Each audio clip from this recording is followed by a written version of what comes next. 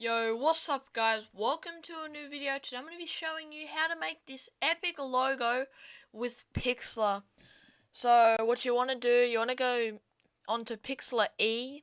I'm going to link this site. And then you want to go to create new and you want to click on web small and you want to quickly change that 6 to an 8.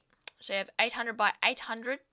You want to name it your YT logo, I guess. Logo. And then you want to press create. And what you want to do, you can't really do anything here. You want to go up to the top of here and click on layer. I'm going to be bringing in something. Oh, hold on. Layer. And then add images layer. So I'm going to be back. I'm just going to bring this quick thing in.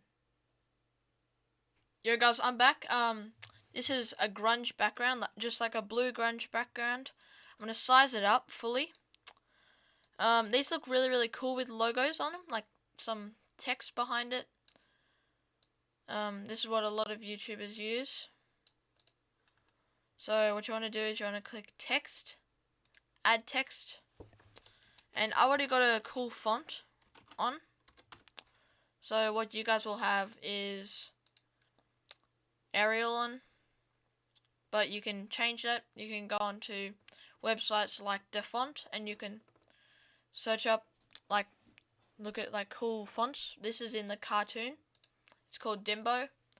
And if you want to have an outline around it, you can just add outline, go down there, add that, then go to shadow, then like that, and I do blur, and then I put opacity on 100, blur on 50, and opacity on 100, just like that.